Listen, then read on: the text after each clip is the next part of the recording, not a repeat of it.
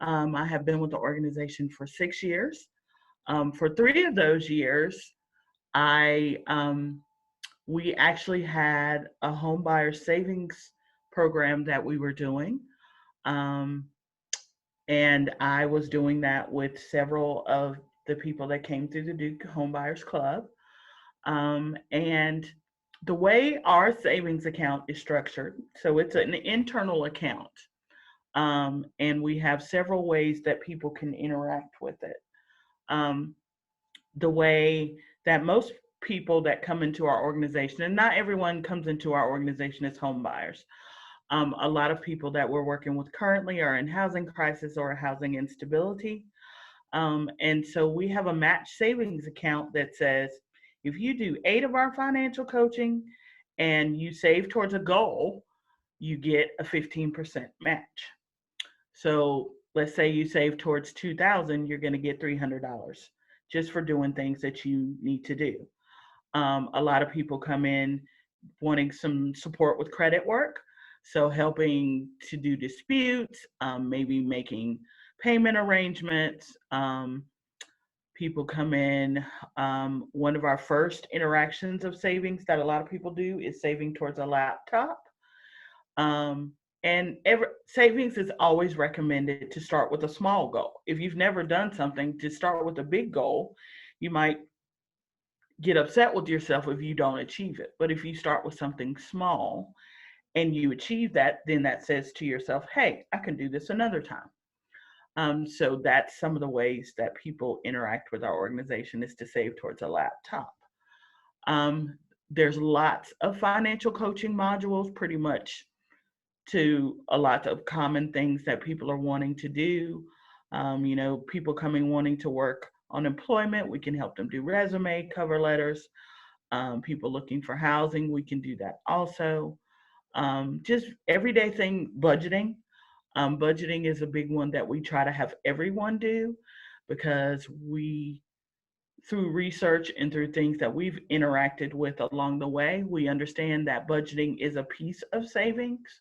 Knowing what is going in and out as far as income and what your expenses are is important for you to even start to think about what a savings goal could be. So why savings matters to us is research suggests that savings is the first line of defense against unexpected expenses such as car repairs, a medical bill, or even a broken phone. Putting money away into savings, even in small amounts, can help people feel more confident in their ability to overcome a financial shock.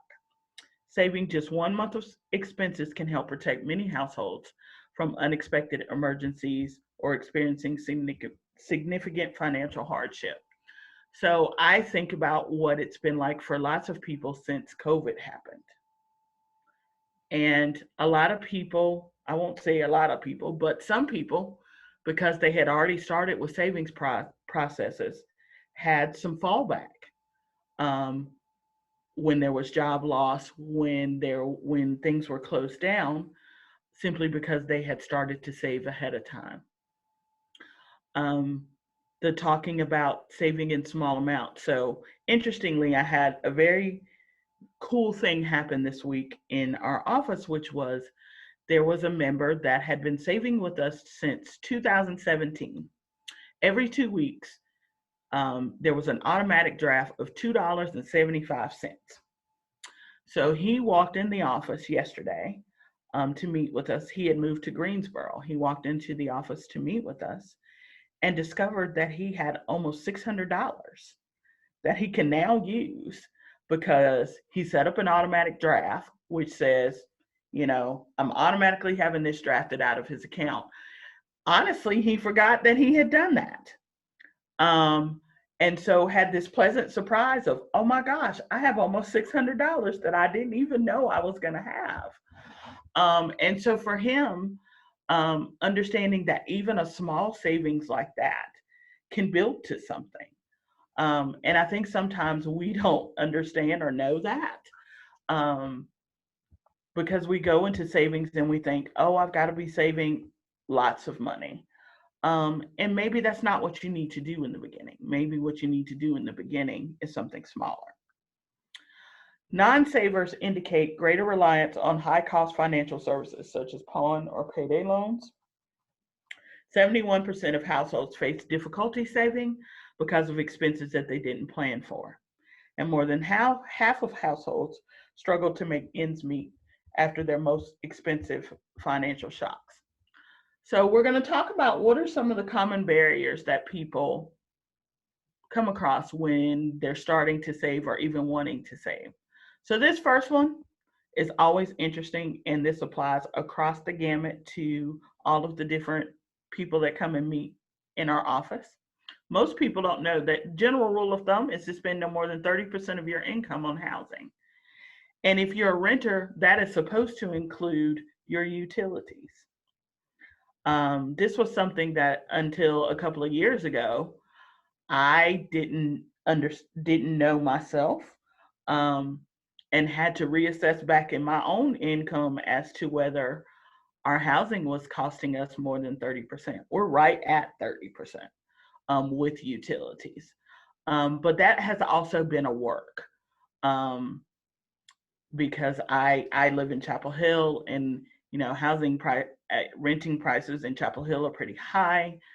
So I had to go back and try to figure out places of where I could do some work that I did have some control. Um, Hold on. So next slide.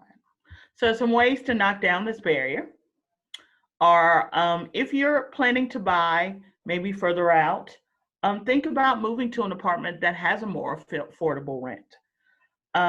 Thinking about cost saving measures around utilities. So things like low flow shower heads, making sure you're disconnecting things from outlets, because even if you're not using it, it is still drawing power. Thinking about what types of light bulbs that you have in your house. Um, Adjusting your water heater. Did you know that for every 10 degrees that you adjust your water heater, it's 5% difference on your water cost? Washing clothes in the cold setting instead of hot. Making sure you're weatherproofing. This is a great time right now to make sure that your house, the weatherproofing is good at your house. Feel around your windows and make sure that they're sealed tight. Feel around the underneath of your door. Um, get a programmable thermostat so that you're not doing some moving of up and down, because that incurs energy cost, changing temperatures. Um, it says things like air dry your clothes. I don't know how people feel about that. It works if you're in an area where you can do that. Making sure you have smart appliances because they're supposed to be drawing less energy. Another thing you can do, which I thought this was funny, you can I don't know if some of you are getting the reports from Duke Energy about your energy use in your house. I get one every month, and it tells me what I'm on track to spend for the month, as far as electric costs. And it tells me what I'm spending higher on or what has been different. So for instance, in COVID, what was different is my washer and dryer were going more. So we made some decisions about, when we would wash, making sure that we had full loads, those type things. Um, Digital learning. So we're now at home, longer. Some of my family is at home longer. And so thinking about those costs, and how we can do some different things. Like, I don't know if y'all have children, but some of my children love to leave every light on in my house. And I go through and turn every light back off. So, things like that, and making sure that we're being conscious of how we're spending, and ways that energy is being used. So that was, talking about the utility use. Um, Another barrier is not having a budget and sticking to it. And I know everybody hates the word budget. I hear it too. But it's basically it's a financial game plan. It tells you how to set limits, It helps you account for what's coming in and what's going out, so you know what you could be spending, or what you are spending, and what you could be saving. Some ways to knock down this barrier are making sure you're creating a budget. List all your monthly expenses, bills, essentials, entertainment, and more, and subtract that from your post tax monthly income. How much is actually left over for saving? How much more could you move around to free up more funds? There's lots of different ways to budget. I am an old school person, I write it down. Some people like to use apps like Mint. Um, SunTrust has an app with their financial education tools that can also be used. But whatever you use it consistently, so that you can be tracking from month to month to month what your financial picture looks like. If anybody has questions at any time, let me know. I don't have enough to save money. Lots of times I get this. I don't have enough to save. And this thinking can actually be holding you back from starting to save. Um, the story about the gentleman that was saving $2.75. It originally started out as a goal for his daughter. He set it up. He set it up on an automatic payment, and he literally forgot about it. And so was able to come in and had a lump sum of money. He's getting ready to move. This is going to be very useful to him. So even starting out with a small, consistent amount to start making a habit um, is a good thing to do. So start saving right now. Even saving $50 a month comes out to $600 a year. If you catch yourself thinking, I don't have enough money, remind yourself that you have to start somewhere.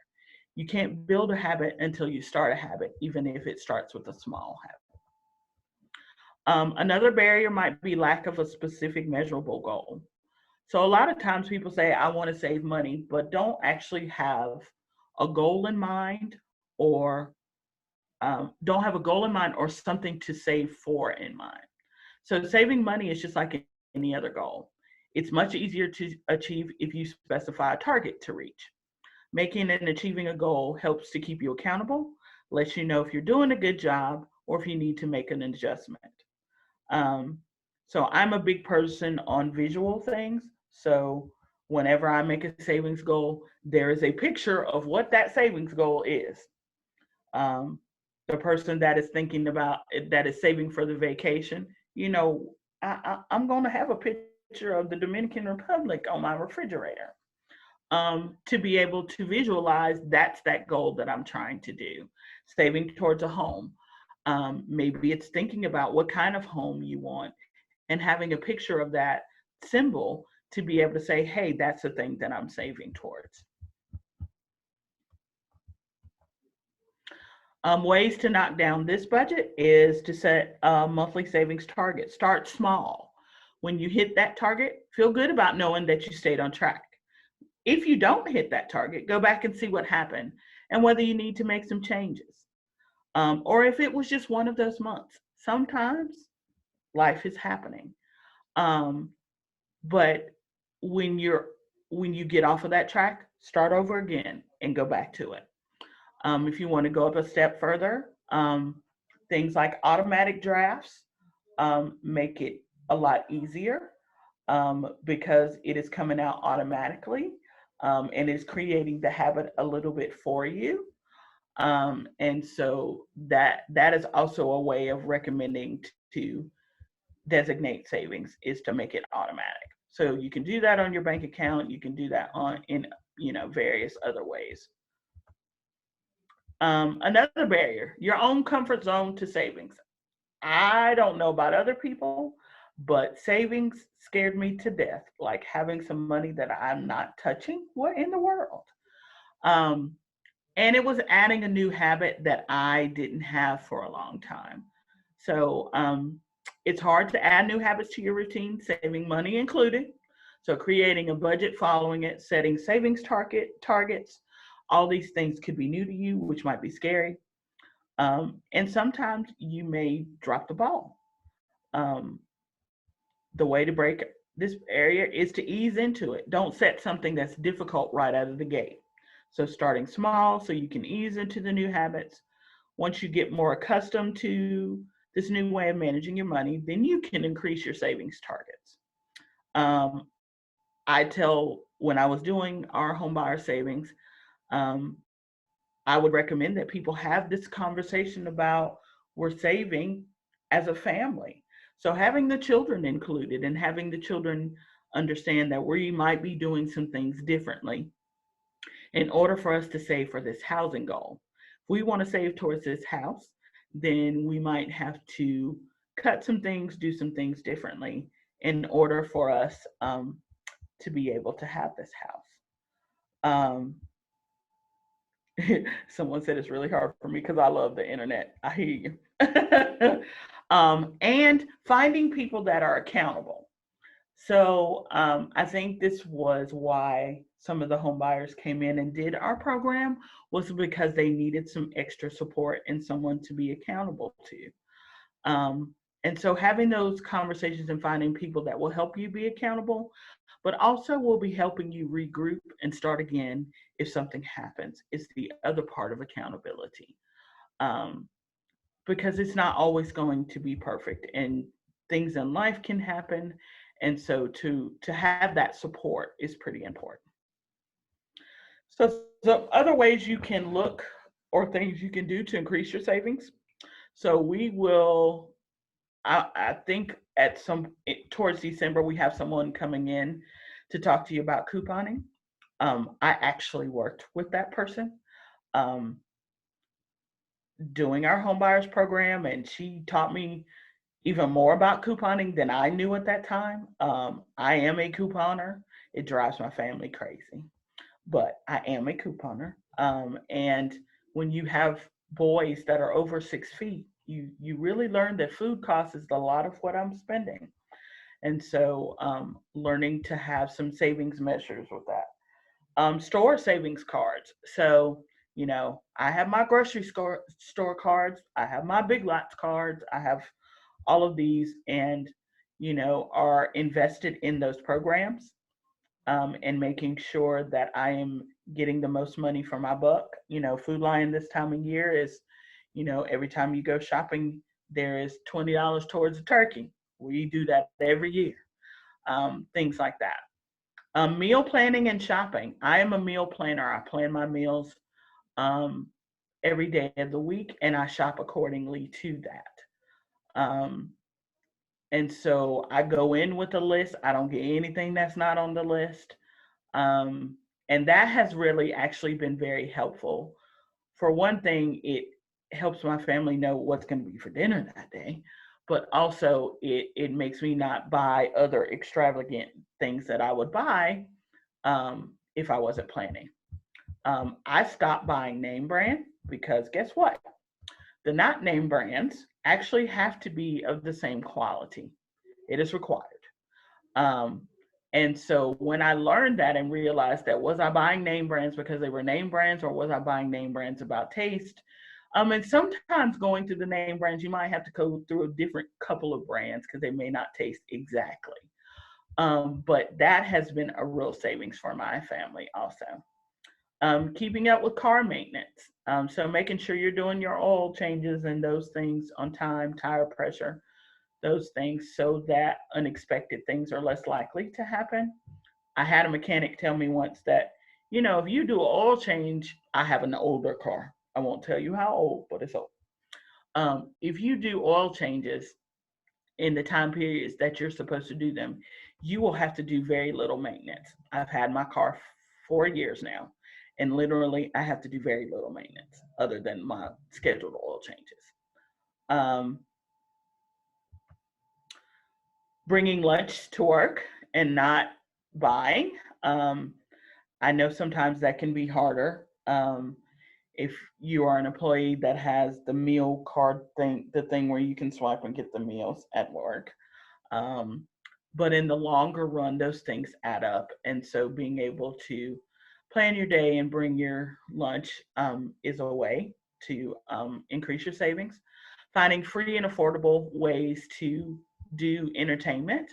Those are harder in COVID times. I fully hear that. Um, but also, you can find all kinds of things along that line that you would have never, your family may have never done or been exposed to that actually end up being really fun. Tracking your spending and assessing it often. This is the ninth one is something that people don't think about often. Is your tax refund. For those of you that do get a tax refund, thinking of that as a savings fund rather than um, something you're immediately going to spend and use. So be planning for that to go straight into savings towards your goal. Um, is something that's important. So I will entertain questions. That was a lot of talking at y'all. Donna, this is Lynetta. I have a Yes. question. I know you Sure. mentioned that through the program that you work with, there's like a 15% Match. match that you can get. Uh-huh. So with that being said, I have a couple of questions for that. Sure. What's the maximum that you could start with? Like I know you said it's a savings school, right? But Mm-hmm. what's the max money as far as that's concerned? And how often is that something that, okay, I reached this goal, okay, I'm gonna start all over Okay. and I can answer that question. okay. So there is no maximum that you can put in or make a goal for. However, the maximum match you get for each goal is going to be up to 300. Okay. If you did 2,000, you would get that 300 max. Um, and it's as many times as you want, as many financial coaching sessions that you're willing to do and come in for. So it's for every 8. So for every 8, so this um just so I'm making sure I understand, like for instance, like you said, the $2,000 and you get a $300 match. So if I Uh-huh. came in, did my 8 counseling classes, saved $2,000, got my match, boom, I'm done. Okay, I got another goal. So I want to come in with another goal. Let's say another $2,000. Do Would I 8 more still get? do Would 8 I more still get the financial match on? coaching.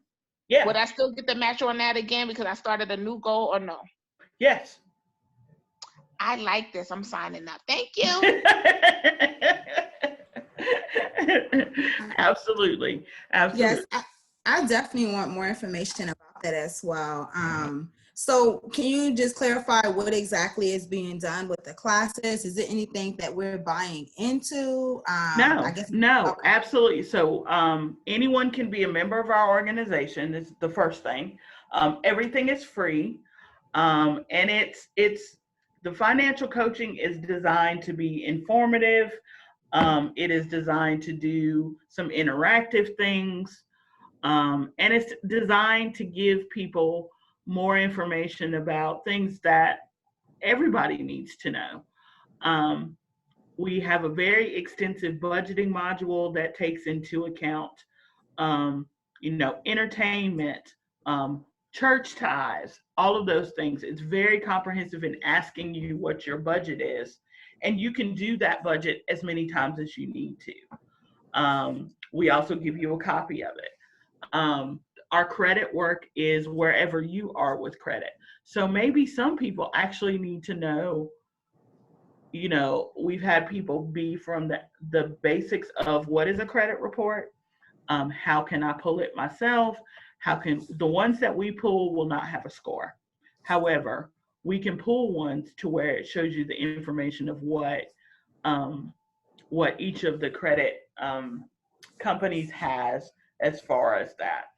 Um, and then there's other things. There are computer sessions if someone wants to do that, wants to get better on a computer. There's employment stuff. There's looking, maybe in the middle of a process, you're deciding that, you know what, I actually need to find a cheaper place. We look for housing. Um, I'm trying to think of it. There's so many of them that I'm trying to think through what. The first thing we do is sit down with you and sort of explain like all of the things that we do. We show you a lot of the modules, and you choose. This is always your choice. Um, what are some of the other ones? Yeah, I'm curious too. Someone just wrote, how do we sign up? I'm curious. That was my next question. So in 2 weeks, we Information. will be opening. So we haven't been taking on new people because we were getting a little overwhelmed.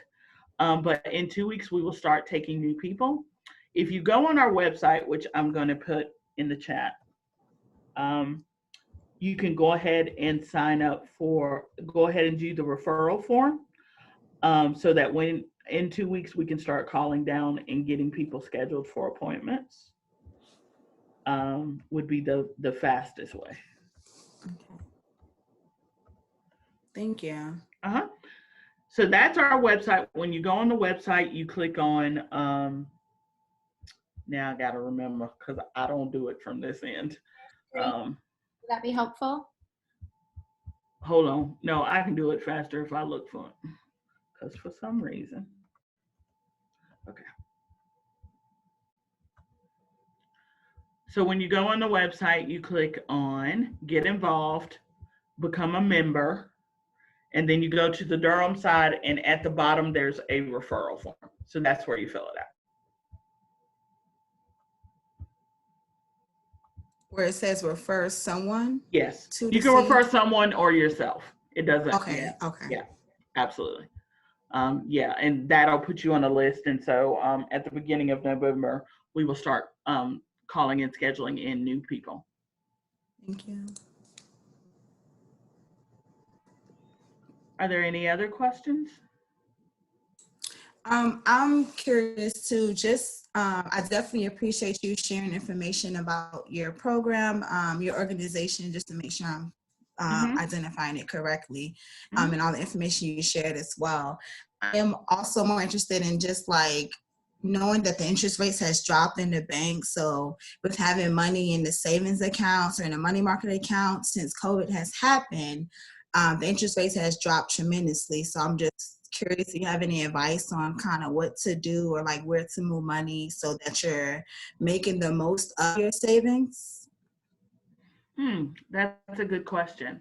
I think the first thing I would do would be to go to my own financial institution and see what they're doing, because they already have a relationship with you. And that would be the place that I would go to first. And then I think I would start investigating other places. Credit unions are always going to be the first place that I would look at. But yeah, I think the first place you start is your own institution to see what they have to offer, because your money's already there. And then start looking at credit unions and, just start talking to lots of different places and seeing what their interest rates, what they offer. It is harder now to, unfortunately, contact people, because I know there are a lot of banks that you have to schedule to even sit down to talk to someone, which is a whole thing. But I was talking to someone with PNC today, and hopefully more of the banks will be opening their lobbies and stuff for people to actually be able to talk to them. But yeah, I think you shop around and see where you can get the best rates for what you're looking for and for the terms that you're looking for.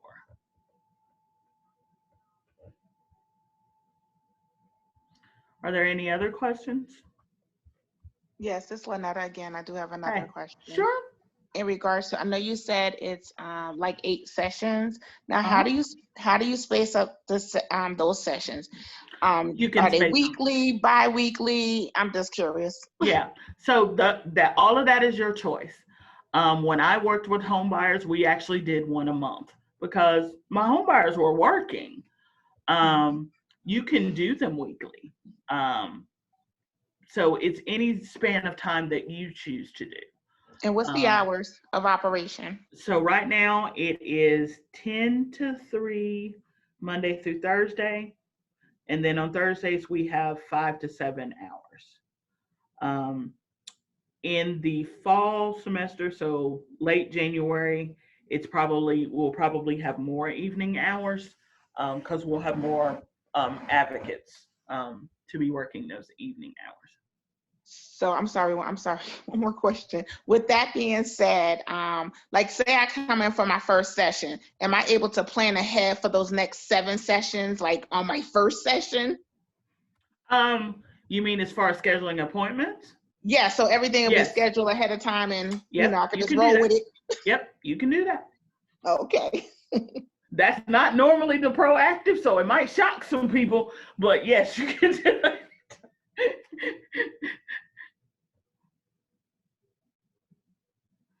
Are there any other questions?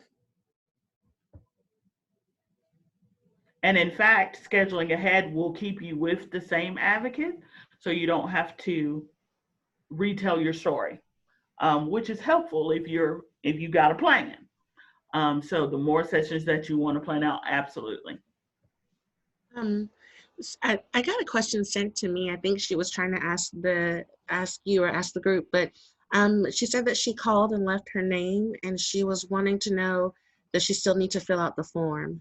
Yeah, I got it. Yeah. Oh, okay. Yeah, I have her information.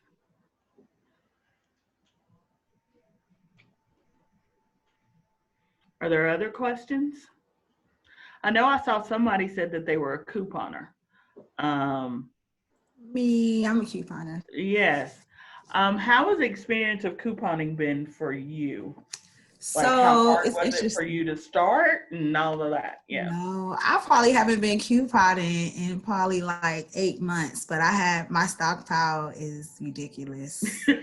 Like, I'm gonna show y'all real quick, only because I'm upstairs. I'm not gonna take up too much time. But even when I finally had to go buy tissue and toilet paper, I was kind of going crazy because I don't usually buy that stuff. So I was kind of upset. I had to buy it.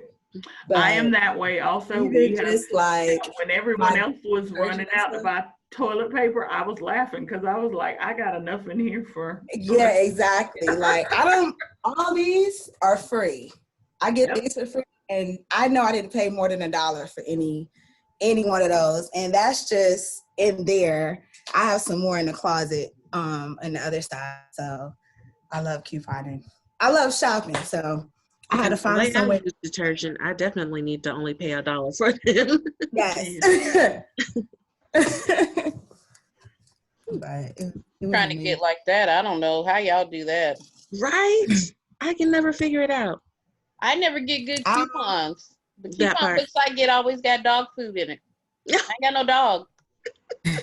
That's true. I had those. Yeah, I have those too. If you're on social media, the easiest way, the information is already out there. So if you're on social media, the easiest way is to go to groups.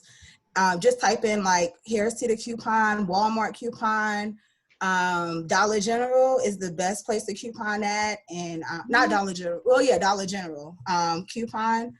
And people put the information up. They put the breakdowns, everything. And now all the coupons are on your app. Yeah. Mm-hmm. So previously, it used to be in the books, and how I got my stuff previously is when I was in my apartment complex. Everybody threw the papers, they threw them away. And in people are like, oh, you're digging a trash can. It's literally only mail in there. It's no food, it's literally people going there. You probably, if you have an apartment, you probably are guilty of just throwing your trash, throwing your mail in there. I'll be the one, grab your coupons right on out. And I would probably have a stack of 30 coupon books. Other people, they purchase them too. I just never wanted to purchase them. I was not that person. Yeah, I was not that person. I'm not that person either. But some people do go about it that way. But the other way is the app. So Family Dollar and Dollar General, they both have apps. Yep.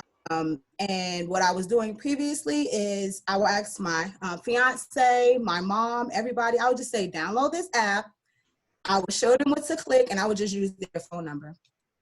So even if you have 2 friends, a spouse, or whoever, they're not couponing. They're not going to mind doing, like, I'm pretty sure nobody's going to mind just saying, hey, can you just click this for me? It takes 2 seconds.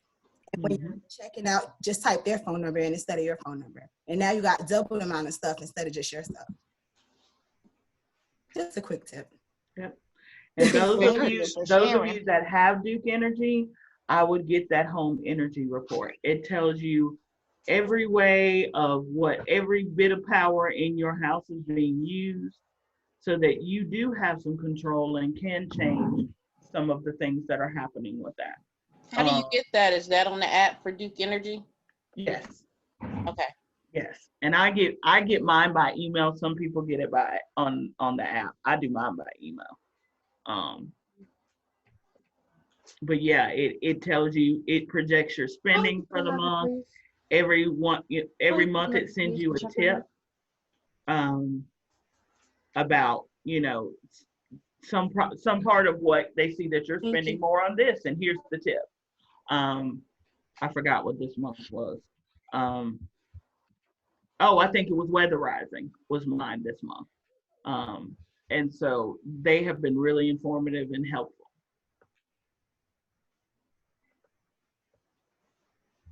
I also get the information about my water usage because I have OWASA in Chapel Hill.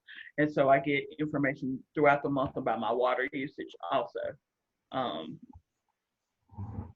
You know, that was the first way that we discovered that there was a leak under my house, was because we were reading that. And so we were able to pinpoint, hey, wait a minute, this water usage it's never been this high, even if everybody's doing everything every day, all the time. And so we were able to find a water leak under our place because I was following that usage.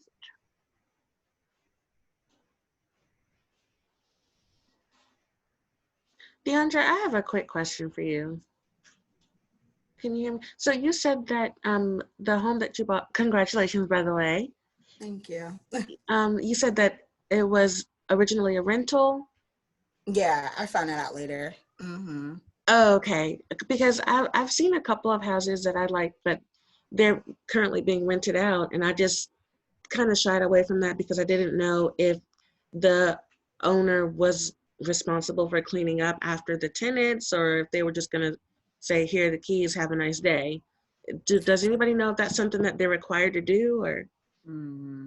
Yeah, I didn't know until I was already in the house. I was talking with my realtor, and he found out that he was renting a property, and then everything's on Zillow, so you can see that he was renting it out because he was listed.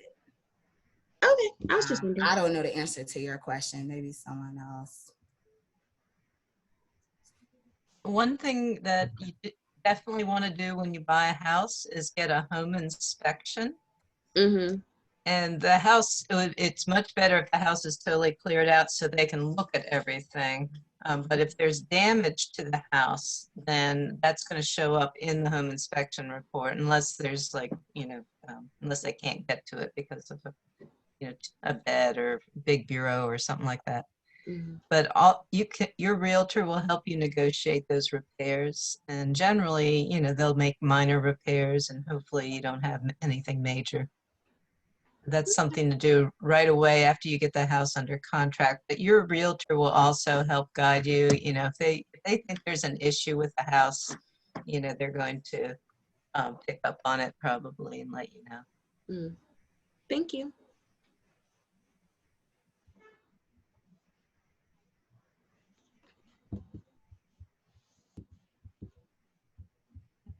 Anything else? Any questions? Any comments? Larissa, I have a question for Larissa. I know that in one of our previous conversations that we had regarding coming in for I think it's a 90-minute consultation with you. And I know you had mentioned that you're able to pull a credit report and it'll be a soft inquiry. Yeah. Now, with that, go ahead. With that being said, with that, does the report that you pull, because I know Ms. Donna said the report that they pull, it doesn't show a score. So with the report that you pull, does it show a score or no?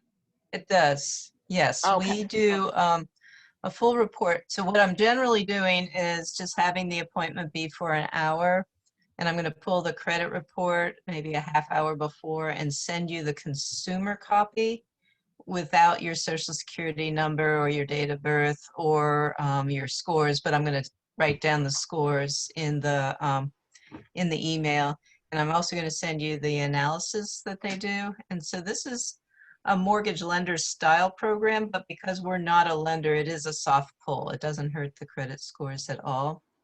and we can advise you on things that you need to do, you know, to get ready to go to the lender. And Thank same you. thing with Donna's group, you know, they're also helping people with credit, and Angela, she's helping people with credit. So you can go to, you know, either group if you're just starting off, but if you want to see the scores that the lender's going to see, definitely come to us. And so we can do that for you. And then go to CEF and do your savings, and then come back when you're ready. You know, you got a couple $1,000s to start shopping for a house. And by the way, I don't stop at 2,000, because you might need to put that 2,000 down just to get the house under contract, but then you need to do the inspection, and then they'll need you to pay for the appraisal. Combine those two things would be another $1,000. And then, you know, when you apply for a mortgage, if anyone you had credit with, you still owe them money, things are going to pop back on your report. So even if you got rid of it, everything that you needed to get rid of and everything else looks great, just have some money saved up to get rid of something that might have popped back on. Unless it's 7 years old, then tell them they need to remove it. So we work with you on that, and so does CEF.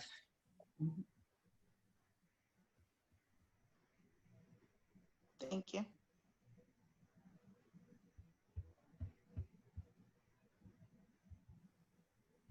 Any other questions? So I just wanted to, oh, I'm sorry. I was just going to make a comment. I'm actually glad you had said something about Duke Energy. I like free stuff. So another thing is, you can always call people and get free stuff, but Duke Energy, I'm sure y'all know they get free light bulbs, but you can always still ask them what other stuff they give out for free. At one point, the fire department were giving out the free fire extinguishers. I don't know if they're still doing that, but just in general, the water company, they definitely give out like free stuff to catch your oil. So they don't want, so of course, clogging the oil not only messes up your pipes and will cost you money, but it also costs the city money. So they don't want that to happen either. So they give you free stuff. Like they literally personally brought me a whole bag of like a nail cutter, like little oil catchers, magnets, pencil, like a whole bunch of stuff. So the same people you paying your bills to, just call them and ask them if they got any free stuff, because they have it. Yeah, there used to be, they used to give a kit that had light bulbs, that had the low flow shower heads, the low flow things for like the kitchen sink and things like that. So yeah, asking for the free stuff, absolutely, because it's all of it's going to help bring down the cost for you. What I wanted to say, and Nia pointed it out, is that you start with that 2,000 and then do it again and do it again if you can. So having 2,000, you might be able to start shopping for a home, but you need like 3,000 really to just pay for things that you need to pay for. But what's best is if you have your own down payment, and the typical down payment is 3% of the purchase price, which the typical home is now around 200,000. So that would be $6,000 for the down payment.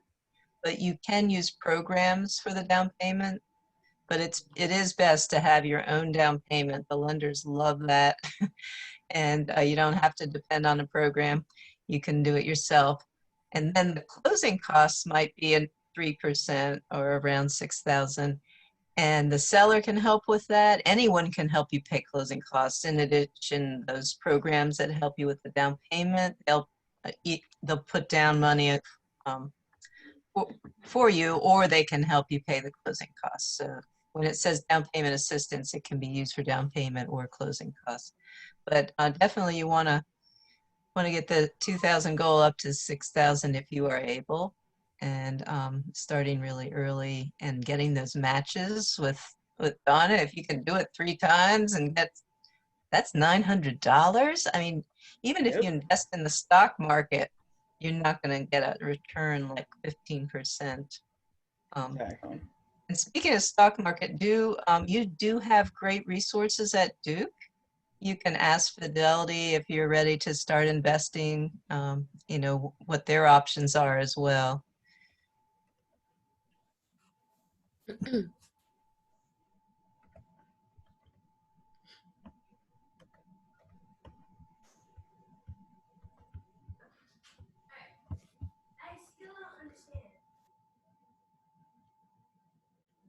Great. Do we have any other questions, or Teresa, did you want to share any other things before we wrap up? I'm sorry, I have another question, ladies. Go ahead.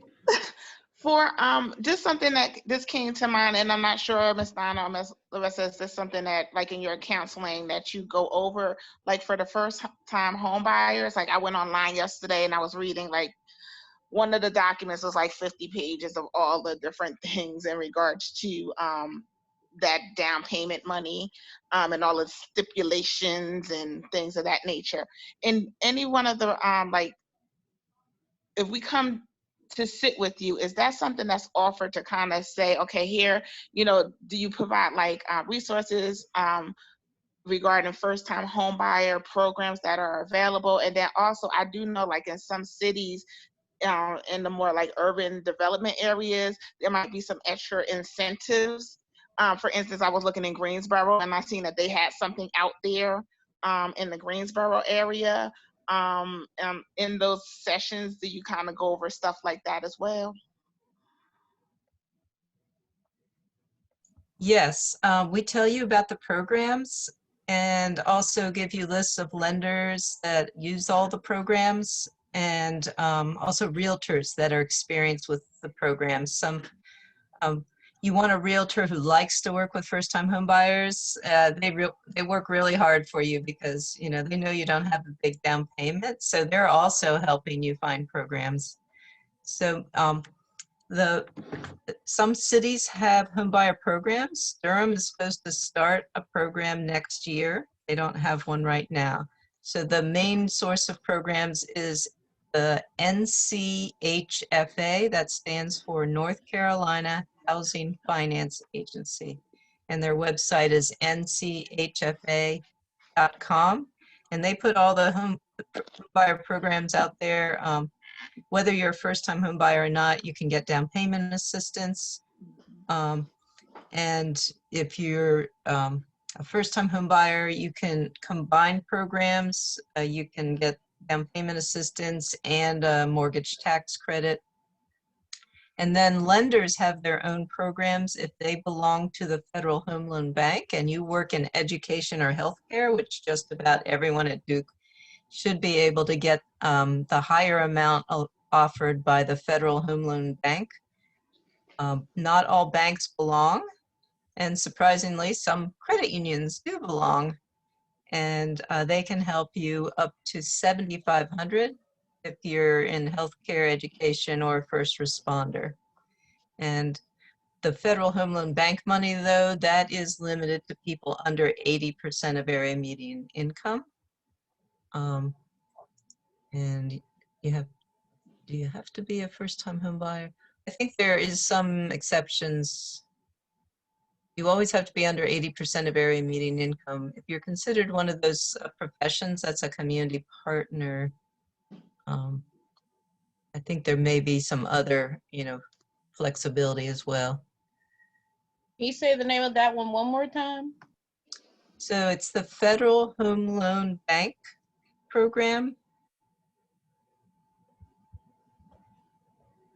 And that one is typically used by first-time home buyers. I think you have to be under 80% of area median income typically. And then there's lenders who have their own in-house programs where they will help you with the closing costs, the part that's not the taxes and insurance that you're paying up front, but the part that covers their fees. And so if you have a lender who's taking care of their fees, and then if you have a seller who's willing to put in like $3,000, and you can get $3,000 from the lender for their fees and all the other people you have to pay, like the attorney, you can get your closing costs covered, you know, just through the lender, really.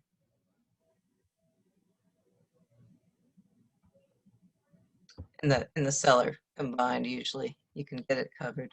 So those are the kinds of lists of people. It's actual people that you talk to who like to work with first-time home buyers and who are willing to help you hunt for those programs.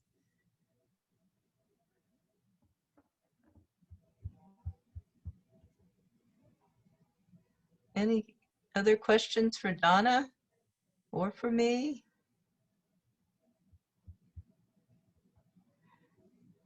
Donna, I wanted to mention something. You probably already know this, but I don't know if the home buyers do. You know, the only free way to really get your credit is the annualcreditreport.com. Yep. And it's free weekly now because of Yes. COVID. For this whole year, you can check your credit from all 3 credit bureaus. You won't get the scores because you have to pay for those, But every you'll 7 get the days. reports. Yep. And so you can monitor your own credit that way, or you can pay someone to, send you the reports. But I helped someone who was waiting for something to come off. Something got messed up during COVID. You know how sometimes they stopped reporting that you were paying things like student loans, and that messed up my home buyers because the lenders are like, it's not showing a payment. So they had to get the payment started again. And so if you want to monitor your credit, especially during COVID, make sure everything looks good. As you're trying to buy a house, nothing changes, nothing pops on there. Definitely try out annualcreditreport.com. I put that in the chat. Yeah, and the referral form is in the chat also. Good. Yeah, the contact for us and for CEF. Yep. And let's see. At one point, Donna, we were sort of also helping people get the 8-hour certificate, since that's not required. But if you miss like classes and you can't make all the classes, but you've done something similar at CEF, we'll accept that as well for the homebuyer certificate. And if you get through to the inspection one, which is next month on November 12th, is it? Yeah, it's the 12th. 12th. If you get through the inspection one, you've basically covered everything. And if you miss ones that, we think are really essential, we can just set up a phone call and go over the information you need and get you the certificate. You don't have to wait till December, but if you make it to December, we'll definitely have certificates for you. Were there any announcements we needed to have? Those were all my announcements. Cool. Anyone else? Nope. Thank all of you for coming. Yeah. We'll see you Thank next you, month on ladies. the 12th Yes. for home inspection. Yes. Great. See Thank you that. all. Bye. Uh-huh. Bye. Bye-bye.